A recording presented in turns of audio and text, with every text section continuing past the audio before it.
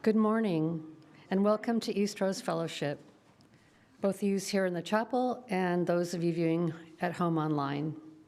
We're happy you have chosen to join us this morning. I'm Jan Apland-Curtis, your worship leader, and we have a special service today centered around creativity. It was developed by our minister, Reverend Robin, and we're fortunate to have our own Katie Norris here to present it to us.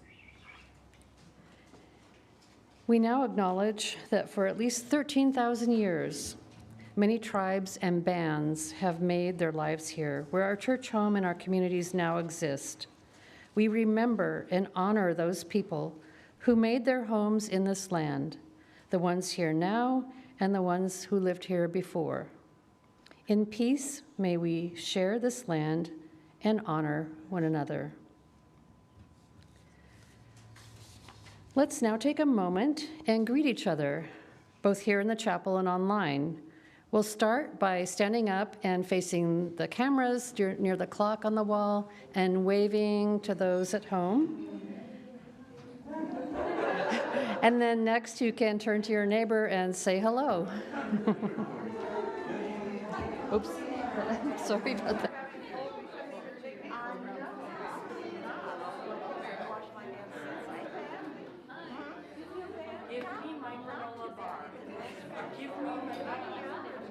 Well, I'm thinking it might very well be the case.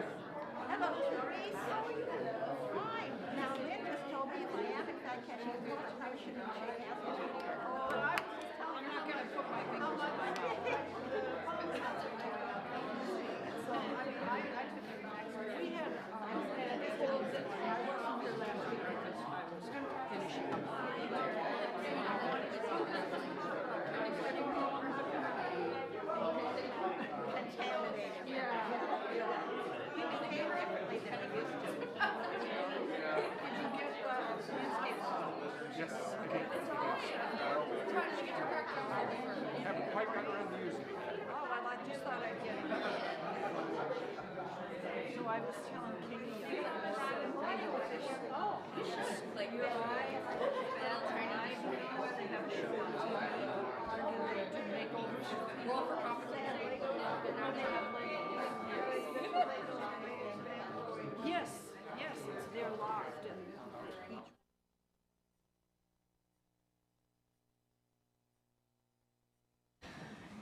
There will be more time for sharing and talking after the service with coffee. We now have a responsive reading, and let's see. So you will respond with the white verses, and I'll start out with the yellow. Why should we live with such hurry and waste of life? We are determined to be starved before we are hungry. I wish to live deliberately, to front only the essential facts of life. I wish to learn what life has to teach, and not, when I come to die, discover that I have not lived. I do not wish to live what is not life. Living is so dear. Nor do I wish to practice resignation unless it is quite necessary. I wish to live deep and suck out all the marrow of life. I want to cut a raw swath, to drive life into a corner and reduce it to its lowest terms. If it proves to be mean, then to get the whole and genuine meanness of it and publish its meanness to the world. Or if it is sublime, to know it by experience and to be able to give a true account of it.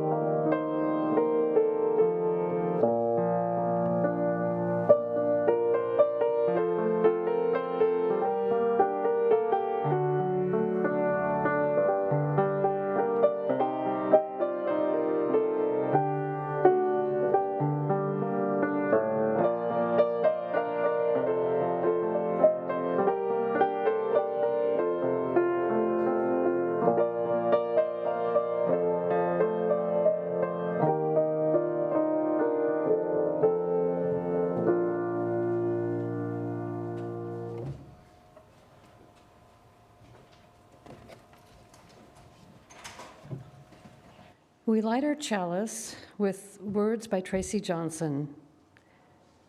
We light our chalice this morning, light of our creative spirits, light of our wise souls, light of our wondering and curious minds, light of love for this place, this people, this work. Illuminate our hearts and the spaces between them in this sacred time of creation.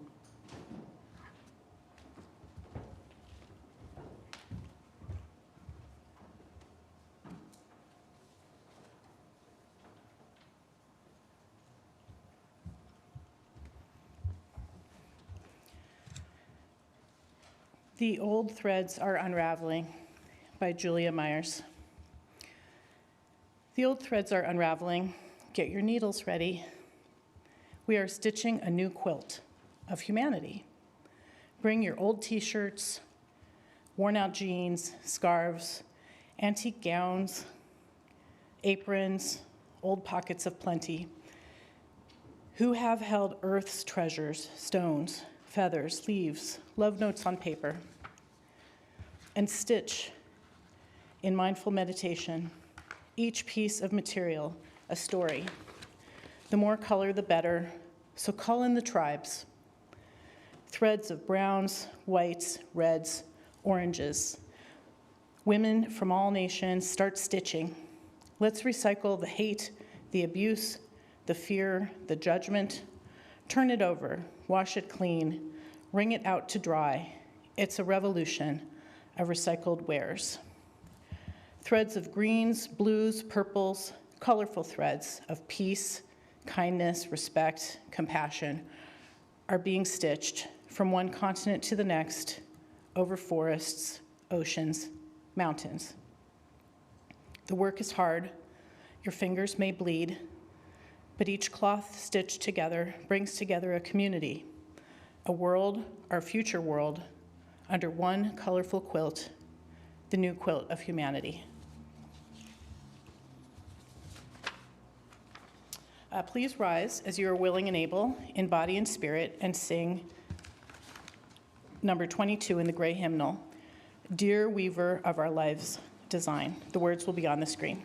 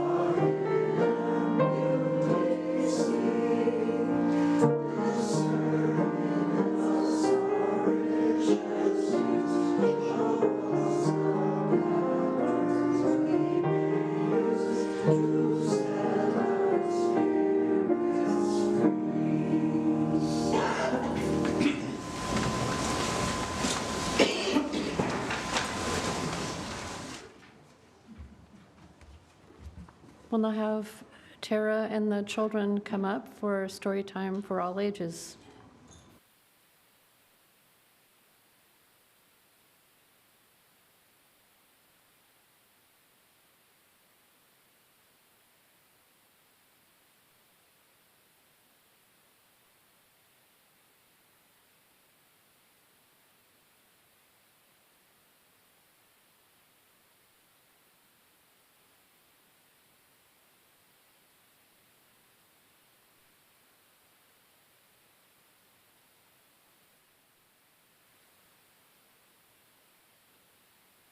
Loud.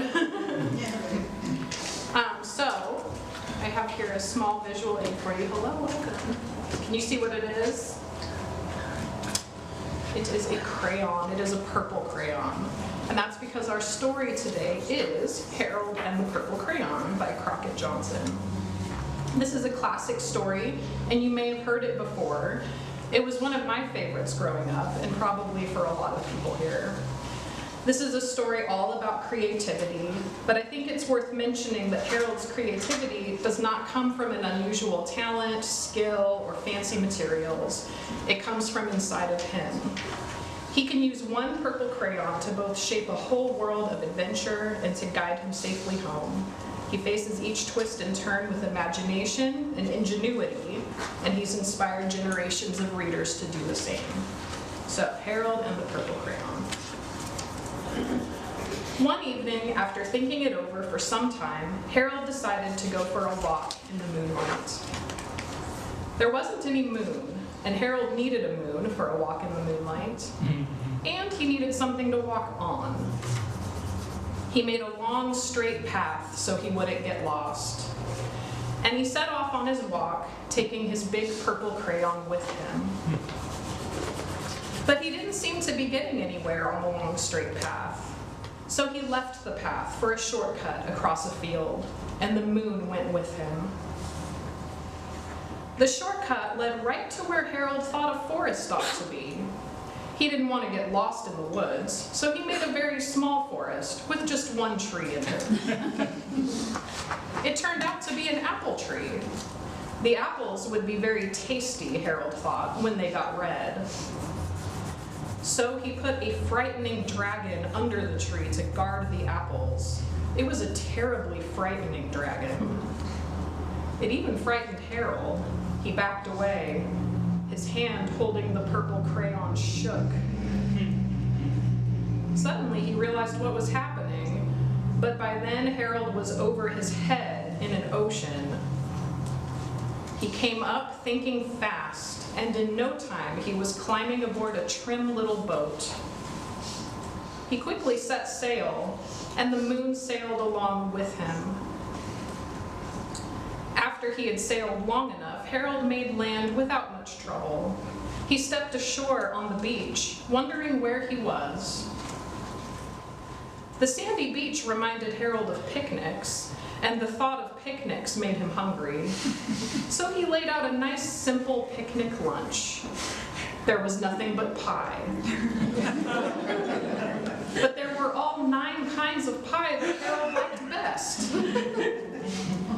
When Harold finished his picnic, there was quite a lot left. He hated to see so much delicious pie go to waste.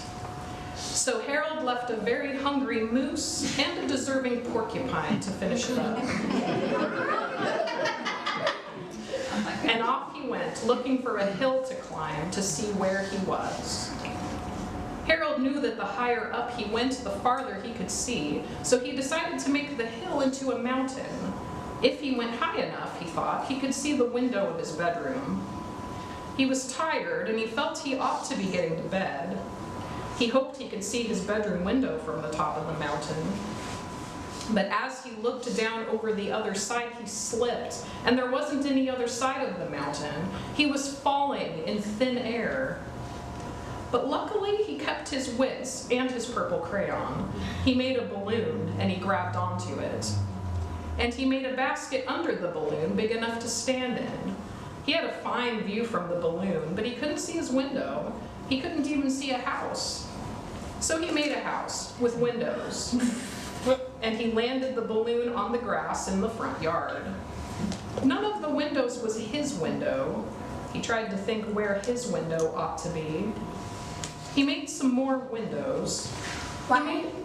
He made a big building full of windows. He made lots of buildings full of windows. He made a whole city full of windows. But none of the windows was his window. He couldn't think where it might be. He decided to ask a policeman. The policeman pointed the way Harold was going anyway, but Harold thanked him. And he walked along with the moon, wishing he was in his room and in bed. Then suddenly Harold remembered. He remembered where his bedroom window was when there was a moon. It was always right around the moon. And then Harold made his bed. He got in it and he drew up the covers. The purple crayon dropped on the floor and Harold dropped off to sleep. The end. That was a very funny story. It was.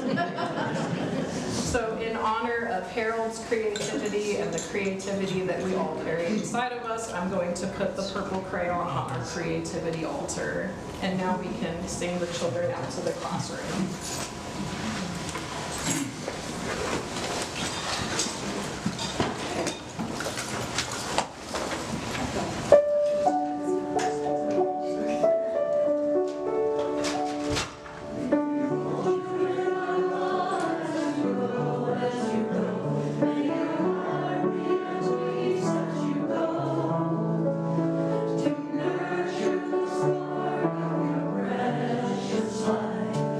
Hold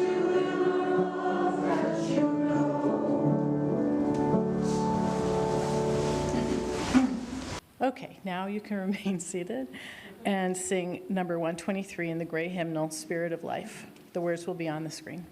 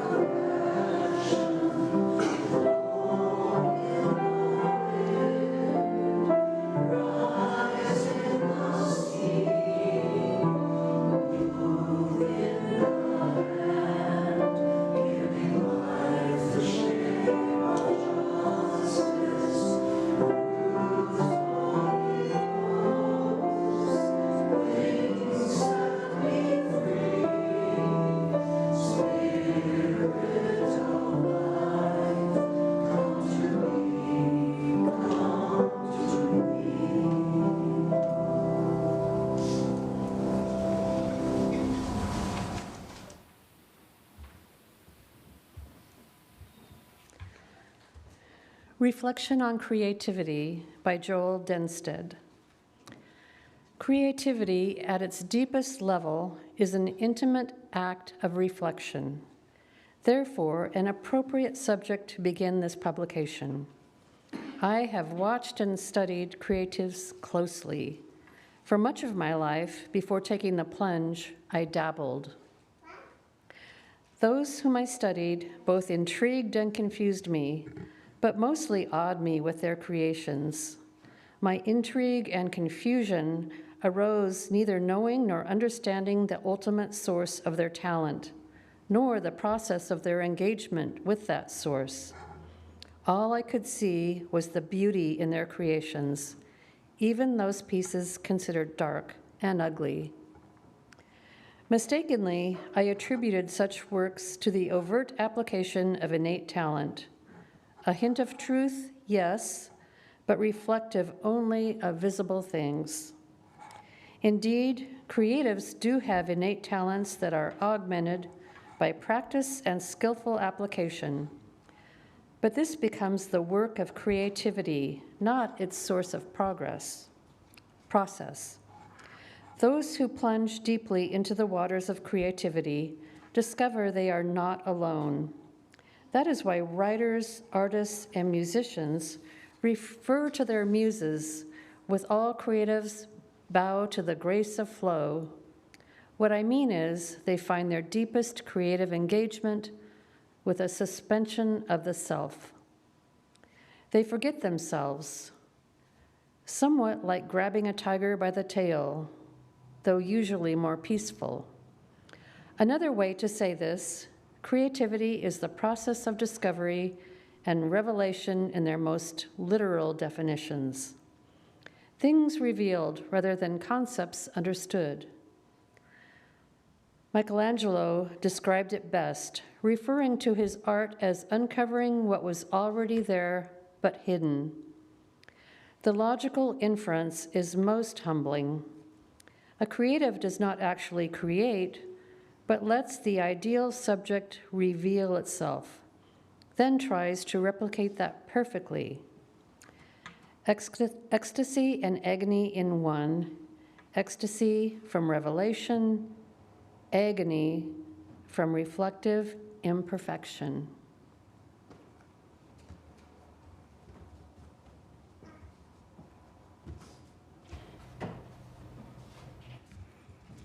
How to Know When a Poem is Finished by Naomi Shihab.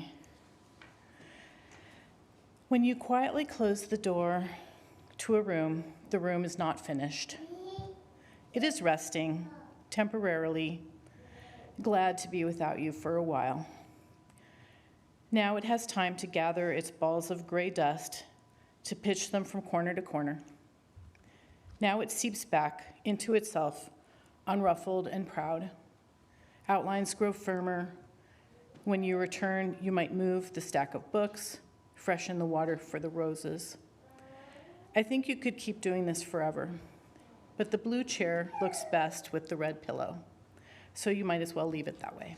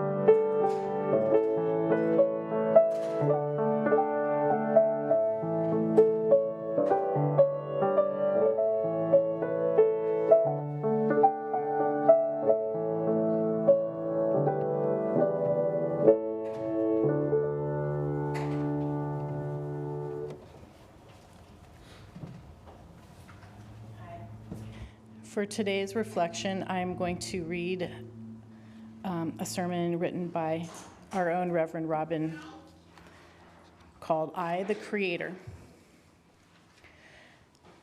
Driving southwest out of Paris, you first spot the flamboyant spires nearly 10 miles off, rising up over a caramel carpet of wheat fields into a bluebird sky. And when you approach, you cannot help but gasp as the fullness of the magnificent Chartres Cathedral comes into view. A French Gothic structure begun in 1145 and completed in 1220. Chartres is a quintessential example of a medieval cathedral where grandeur, religion, and the commerce of the surrounding village merged. Chartres has for centuries been a pilgrim's destination to walk its famed labyrinth, to view the Sancta Camisa, which is a tunic allegedly worn by the Virgin Mary at the time of Jesus' birth, and for many, to study and marvel at the spectacular stained glass windows, 167 in all, 2 stories of them, roses, oculi, lancets, each one a masterpiece of beauty and workmanship, transcending time, transcending space. After visiting Chartres, my colleague, the Reverend Patrick O'Neill, recalls how the windows wrap you in color and turn the cold harshness of granite stone flooring into a warm liquid carpet. France's royalty and nobility bankrolled many of these windows, and as you would expect in a cathedral, most of them illustrate epic stories from Scripture, stories of the lives of saints, from the life of Christ, and from the history of Christendom itself. And yet, as you round the sanctuary, you find yourself standing before a collection of paintings that tell another story. Not the saga of their Savior, his birth, his ministry, or his death and return. Rather, these special windows celebrate craft, beauty, and utility, the common man who worshipped at Chartres and who built its great edifice, spires, labyrinth, and stained glass splendor. These are the so-called guild windows. Among them, there is the shoemaker's window and the mason's, the village water carriers, the fishmonger, the blacksmith, and the butcher are represented in a meticulously crafted tableau of glass and etching. Vine growers and tanners underwrote windows in the same manner, as did the furriers, drapers, coopers, milliners, and apothecaries. And there, below a soaring depiction of Old Testament prophets, in a diamond shape encircled by blue glass rosettes, is the carpenter's window. It was a gift from the carpenters of every village in France, each of whom contributed even their smallest coin to commission this work. this work of art for God's house. The two young guildsmen in the window are mid-chop on a rough-hewn log. They are in motion and yet convey a stillness and concentration. A look of contentment radiates from their fair faces. They are caught in the act of creation. And like the other skilled tradesmen depicted in Chartres Guild windows, the duo is shown blending craft and function, manifesting beauty for the people of the French countryside. They are, in the words of poet Marge Piercy, of use, submerged in the task.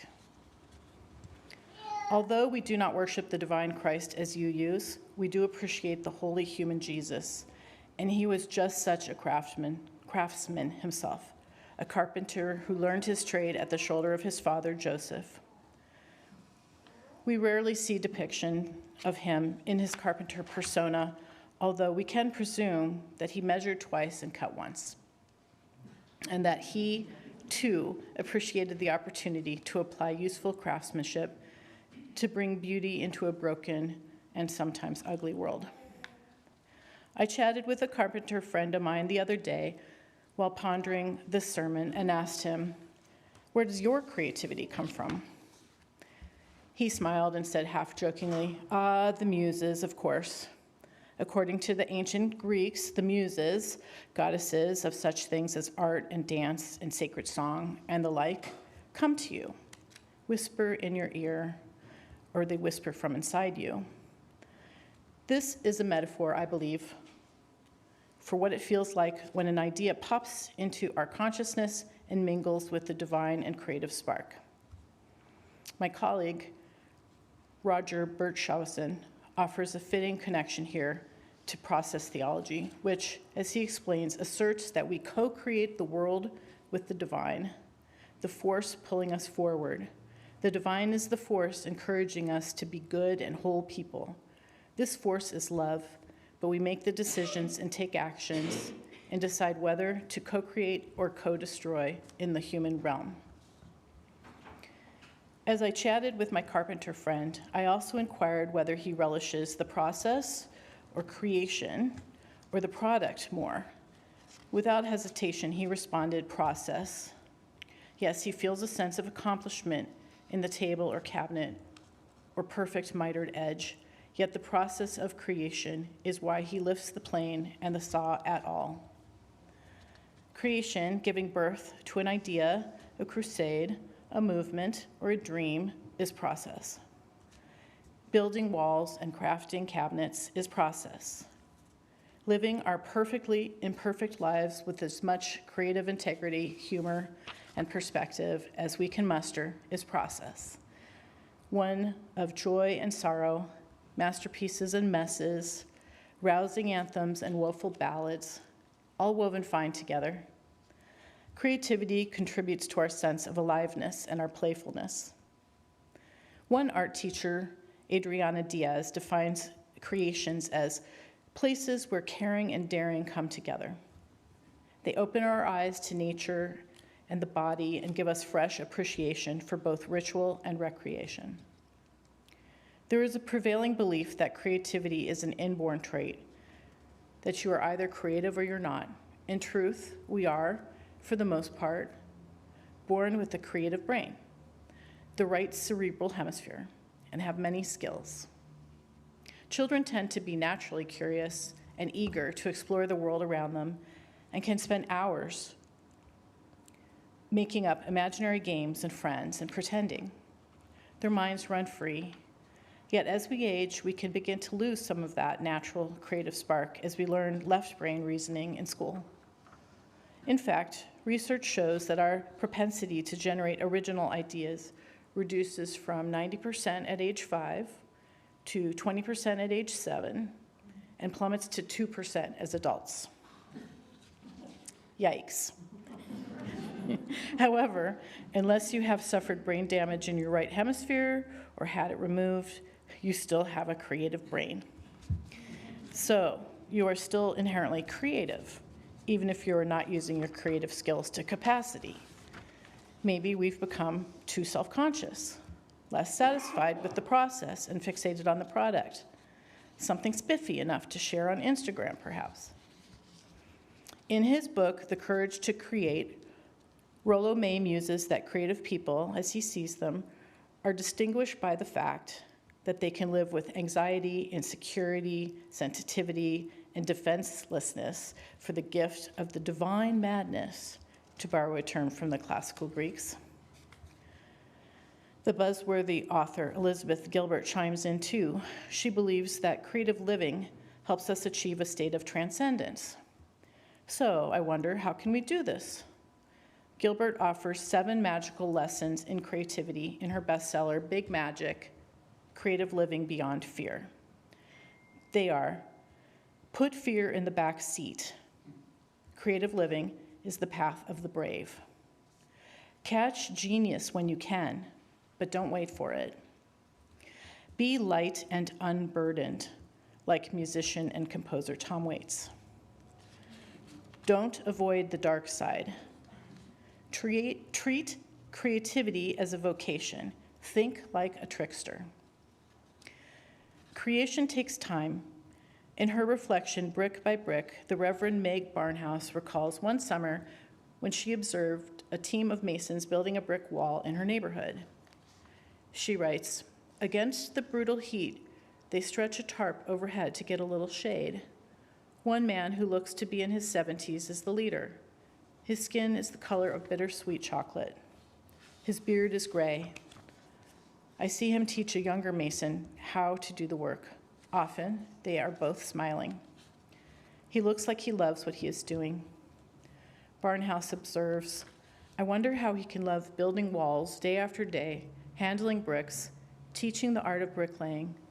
Is it the teaching he loves? Does he love the wall itself? Does he look forward to seeing it finished?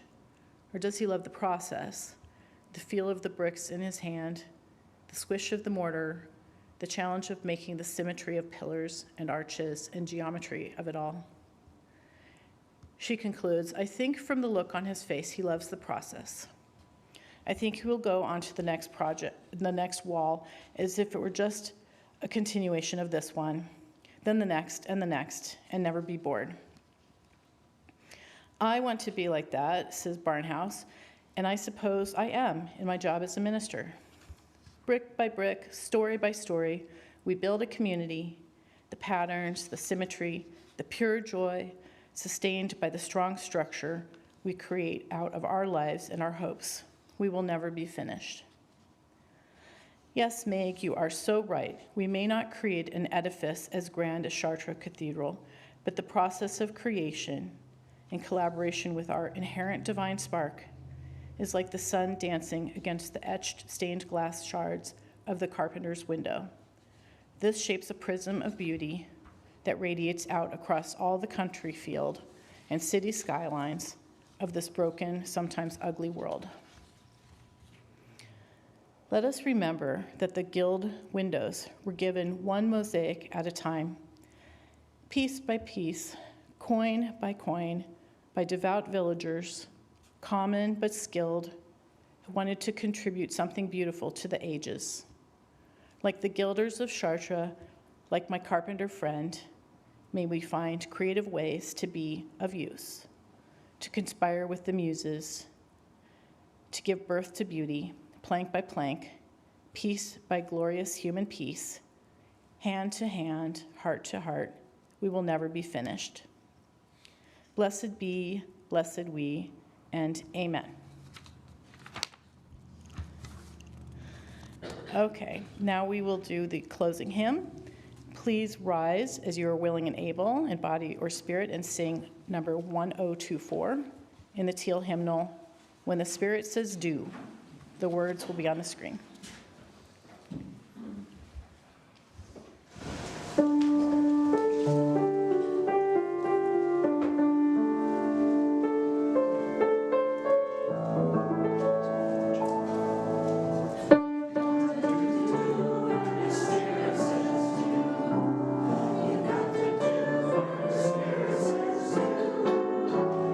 Spirit says to do, you have to do.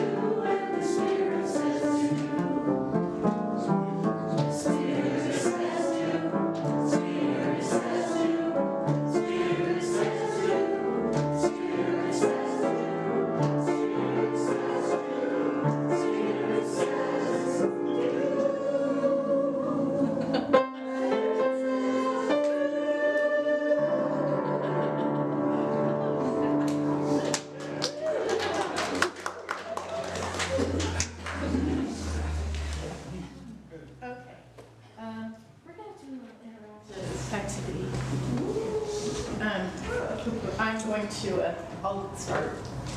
We set up this. Hello. Is it green? Yes. Should I turn it off and on? Hello. Okay. We were a little bit late in announcing what was going to be happening today, so not everyone knew maybe, but we have a little creativity altar up here, which there's only a little scattering of things on it, but I'm just going to tell you about one of the items which I put on there, and it's very unassuming looking. It's this little cosmic egg, which maybe most of you probably don't know, but one summer I ran the children's program here, and I wanted to implement a device by which I could get the kids to do things like express creativity. So my niece and I made this together, and it's just a wooden egg that we splattered with paint. But the first time we used it with the kids, it was a magic seed, and so each of the kids got an opportunity to basically set it on the ground, and then they could turn into whatever they wanted, and everyone had to guess what it was. So, you know, one child was a tree, and the other was an elephant, and all that. So I just thought that was it. It was just going to be that one-time deal, but they loved it so much. Every time they were, where's the seed? Where's the magic egg? Where is it? So we started using it as like the device by which people could speak. So you couldn't really, to avoid everyone just shouting over each other, it was like you had to hold this while you were speaking. So anyway, that's my contribution. So I would like to have people speak to creativity. Would anyone like to say any words? I'm not really the one who's creative here. Yes, you are. Mother Nature is. See this? Yes. That's a sand dollar. Have you ever noticed when you went to the beach that the design on a sand dollar is a chalice? So all I did was color it in, and you've got a chalice, and I put some wildflowers around it, and we have a Christmas ornament. Thanks to Mother Nature. Oh, I know you want to say please. Hi, Therese. I put two things up here. All right. And in honor of the yarn crawl, and I just happened to have this in my bag this morning. I'm knitting a pair of socks, and I have two bags that I make to hold my yarn so that it doesn't get all tangled up while I'm knitting. So that's one little project. And then I put this up, and what this is my voting in 2024 notebook that I'm keeping track of. And I drew this, and I was inspired by a song by Paul Simon called American Tune. And the bridge of that song, I dreamed I was dying, and my soul rose unexpectedly, and smiling back, or staring back down at me, smiled reassuringly. I dreamed I was flying, and from up on high my eyes could clearly see the Statue of Liberty sailing away to sea. Yes. And I think about losing democracy. And so I drew this on the computer, and first I looked at a bunch of pictures of the Statue of Liberty and line drawings of the Statue of Liberty. And then I thought, well, what does it look like from the back? And so certainly there are pictures, certainly there are pictures of the Statue of Liberty from the back and from the side. So I get lots of resources online, and sometimes I trace over the resources and simplify them. Anyway, the Statue of Liberty sailing away to sea, and her little torch is out right now. We need to relight the torch. And then underneath I wrote a little essay about why I vote, which I would be happy to tell people during the Good Trouble Gang meeting that we're going to have. I thought that the torch out was a cup of coffee, which I like. Hello, hello. Is it on? I mean, sometimes it is, sometimes it The isn't. light is on, but it's, Hello, hello, hello. Anyway, we can all just yell. I got the mic on. Okay, anyone else want to talk about creativity? Hello, it's working again.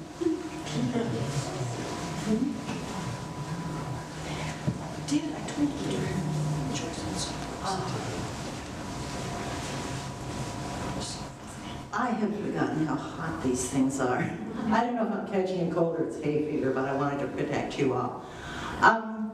Some years ago, I missed the memo that said to put it up here at the beginning, so I didn't do that. But some years ago, I learned how to make jewelry, and I just kind of do it for fun. Haven't done much lately. But my sister and brother-in-law travel a lot, and my sister was in Ghana, and she made these glass beads and gave them to me, and it took me a long time to figure out what to do with them, but here they are. So there's my touch of creativity. And Mary, I hope you caught that when you said you're not creative, there was a lot of argument.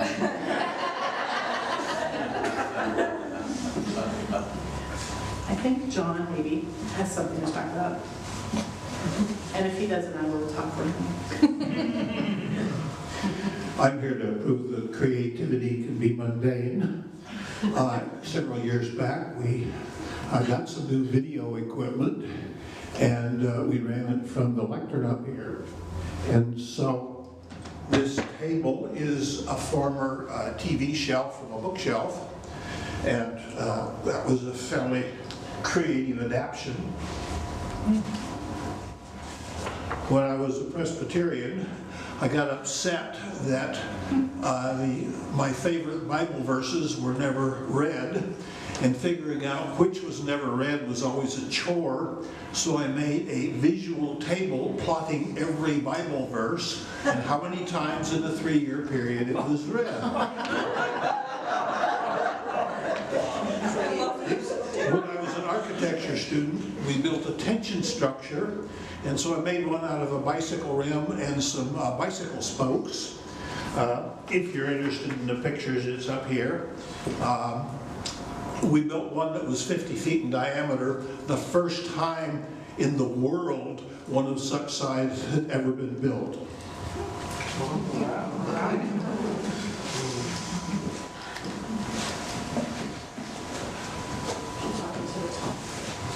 I've been accused of being creative because I'm a pretty decent woodworker, but there's a secret sauce. You don't do it alone. So I have now been disciplined to initiate a project that somebody wants, and then before I'm allowed to proceed, I have to check with my wife. Because you don't do creativity alone. It's always seeded by something else. And in my case, I need it a lot.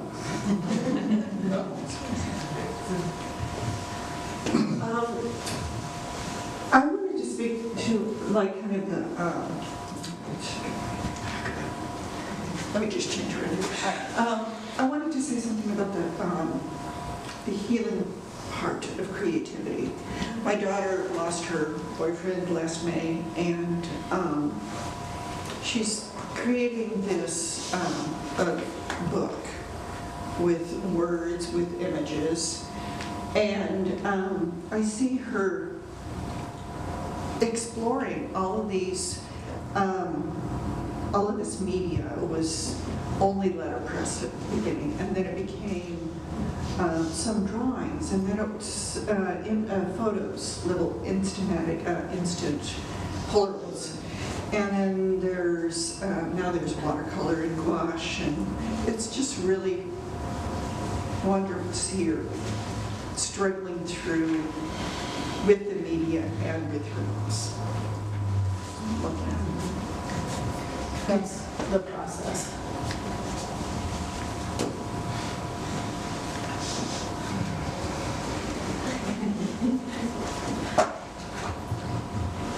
Hi, didn't get the memo and didn't remember doing anything, but most of my creativity lives in the cloud anyway. I like to write a lot, and kind of what you said reminded me that writing for me has been like really healing. There was a point when like a year, I was working full-time, but I was also kind of writing full-time. And that for me, like, really helped me process through a lot of like difficult stuff from my childhood, and also really helped me like come out to myself and figure out like who I am in relation to gender and who I want to be. And so I have a lot of words living in the internet cloud, but they're here in spirit.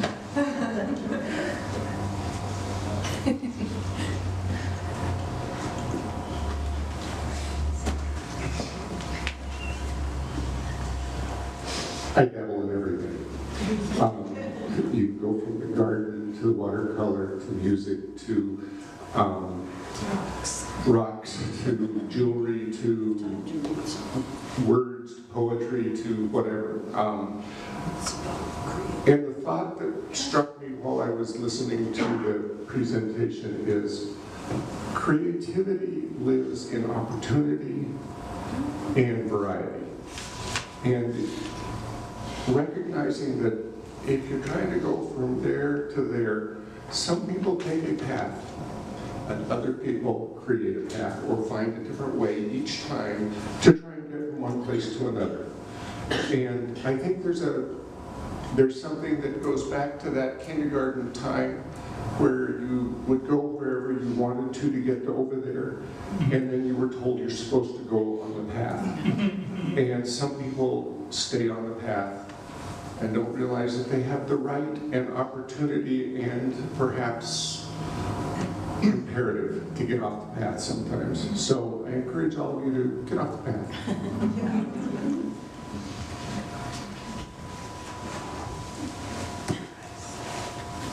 It might seem like a strange hobby for me, but I love to go out by myself with my camera and photograph the same thing from 1,000 different perspectives.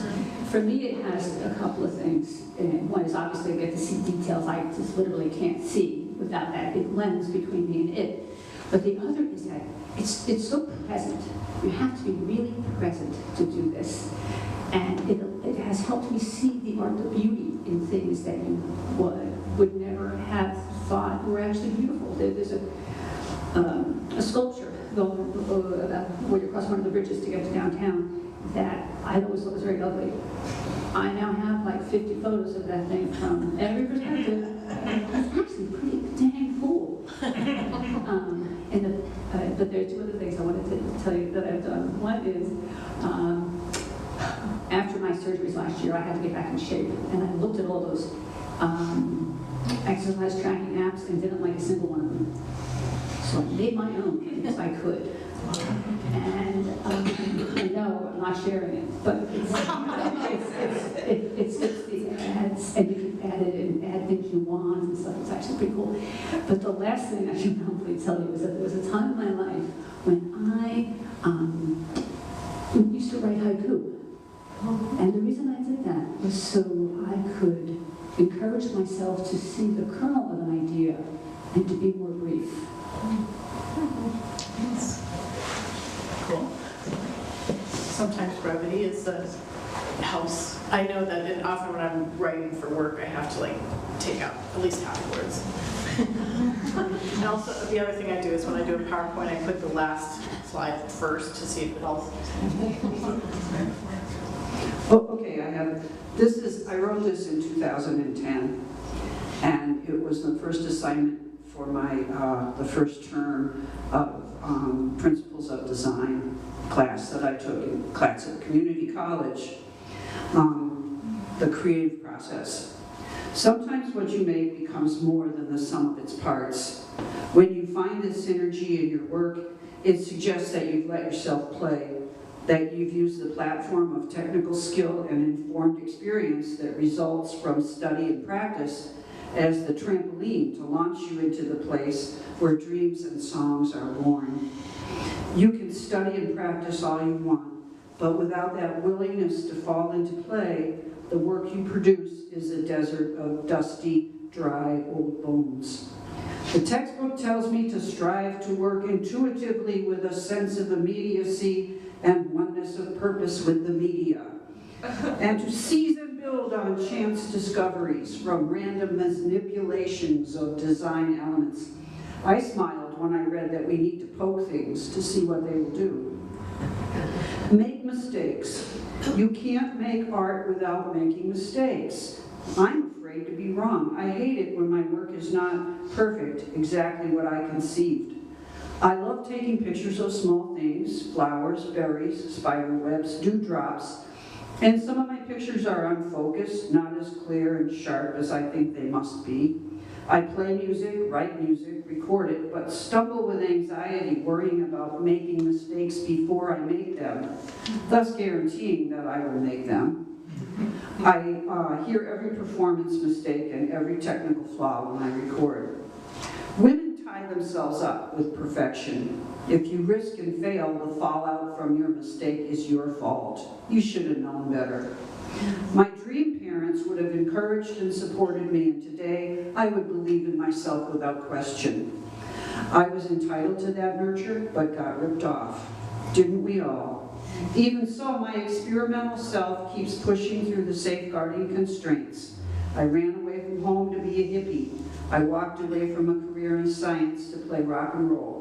I quit directing a treatment program to move into the woods, and I stopped going to work at child welfare before that bog sucked me all the way down. Now I am going to allow myself to be myself, my artistic, creative, impulsive, quicksilver self. My confusion embarrasses me. I should always be in control and on top of events. Bruce Mall says we should drift. I liked reading that. I want to allow myself to wander aimlessly and forget about good, even though it seems very hard to turn away from the outcomes. I see connections between unrelated things. I have a son with a different kind of a brain. None of the good parent strategies ever worked with him. He tore up the sticker charts, laughed in my face when I gave him 1, 2, 3 warnings, broke his bedroom windows when he was in timeout. He grew up in classrooms for behavioral disabilities. He finally learned how to read so he could understand the dialogue and the walkthrough guides for his video games. Limit the time your child spends playing video games, they said. I gave him all the time he wanted. I paid attention to what he was playing. I used the hero's quest as a way to talk with him about his own experience. I went looking for therapeutic games for him, no luck. I looked for programs for kids to make their own games and found some seeds. He wasn't ready, but I was. I began to play with software.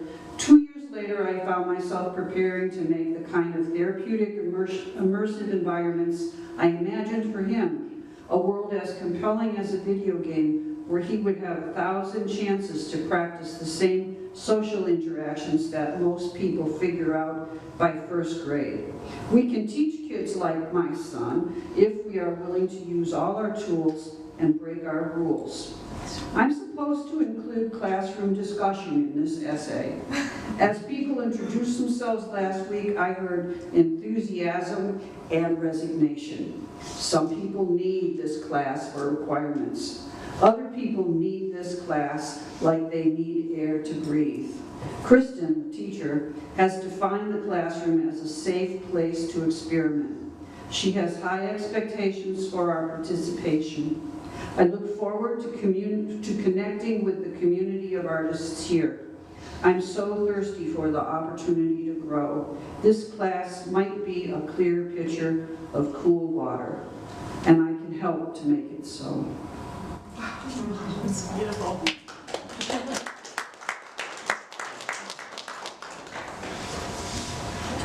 Come up here so the camera can see me. Like Keen, I'm also a dabbler. I just wanted to speak on behalf of all the performing artists because we've heard a lot of writing and a lot of jewelry making and sewing. I sew, but I was listening to everyone talk and I realized I've been writing music for 10 years. And I've been producing that music for 5 now, and I've been releasing that music for 5 now. And it has gotten me through some of the worst times in my life. And it no longer is something that I've been doing a lot of, and I think it's because I've been a lot happier. But I'm looking for a way to be able to approach it again from a kinder, happier place. My mother was a high school drama teacher, so I've never not been surrounded by all kinds of creativity, both performance and visual. And I think a world without art is just not very good, so I'm glad that we're all kind of celebrating it today. That's it.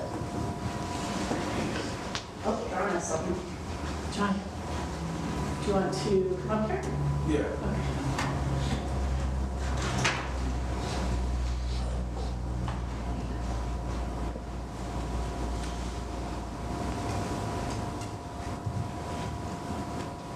I deliberately didn't leave anything on the altar this morning because the things I've done around here to make the building into its own sort of metanism that can serve us is itself a creative act. When an accountant is analyzing things in a spreadsheet, how they decide to structure their formula is a creative act. The whole right brain, left brain thing is sort of a myth.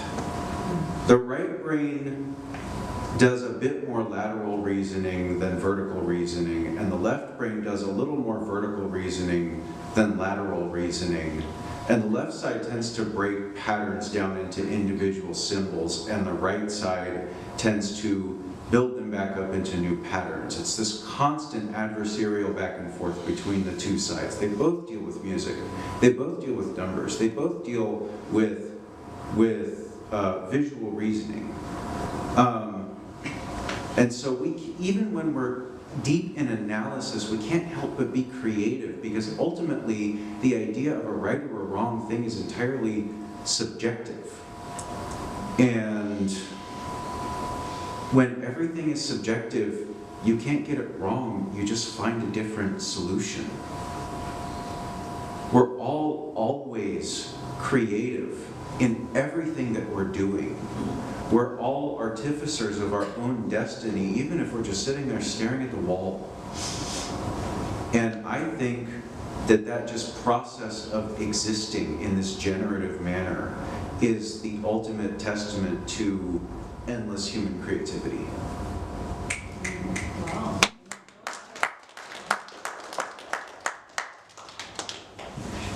Anyone else? All right, I'm going to tell one more small story if I'm allowed. I don't know if, I grew up in Minnesota, and up till when I moved to California, but I went to high school at a very small, private Christian high school. Yeah. And I was not Christian, but my dad, it was next door to our house, and they had a really good arts program, and I was interested in arts, so my dad sent me there. Anyway, I became a Christian during that time because I was fitting in with what was happening around me. And I had a teacher who taught interpersonal communications, and she was very young. She just graduated from that high school herself, finished college, and then came back and taught. And I loved her. All the kids loved her because she was just young, and she was like everybody else, and she was cool. And she was sort of my mentor, and I was taking her interpersonal communications class. And we were in a sort of a one-on-one therapy session, or she was counseling me. And she said, "Katie, you're like a sailboat. You just go where the wind takes you." And I just went, "Thank you."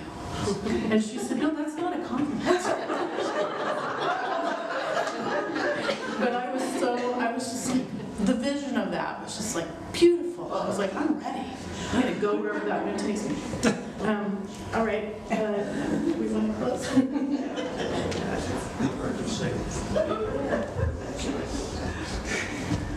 Thank you for all those wonderful reflections on creativity. We're going to shift gears a moment and move on to our offering. We give to remind ourselves how many gifts we have to offer. We give to remember that we are part of something bigger than ourselves. We give because we believe in music and sacred space. We give with the faith that together we have enough. Half of each week's Sunday collection is shared with a local nonprofit, And the first quarter of the year, we are sharing the bounty with Snowcap Community Charities, an organization created to provide food, clothing, advocacy, and other services to the poor. If you are a first-time visitor, please let the basket pass you by. You are our guest today. We will now gratefully receive the gifts of this congregation.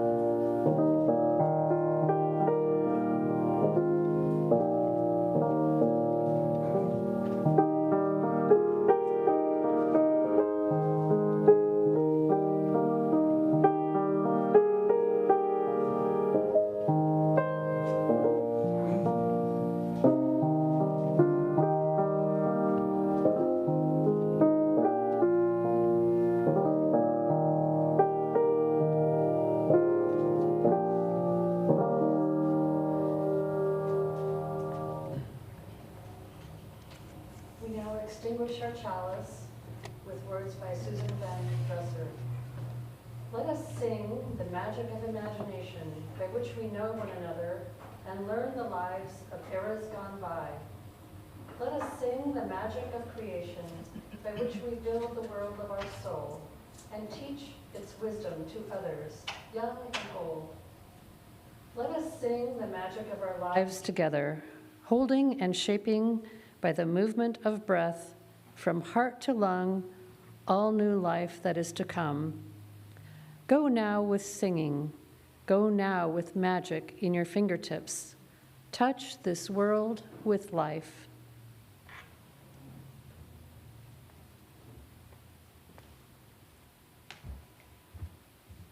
If I were to wish you peace, it would not be for long. It would be peace to rest, to reflect, to make ready for the coming day, that the full force of your creativity and love might be released and shared. I do wish you peace.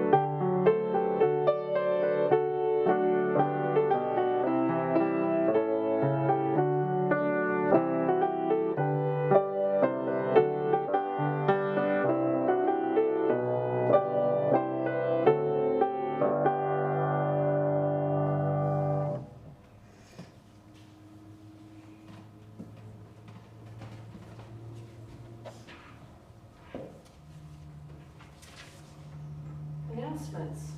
Well, I'll try and keep it brief because we're running a little bit Late. You don't want to miss next week. Reverend Robin will be speaking on Let's Talk About Barbie. So that should be a very interesting service. So I hope you come and bring a friend.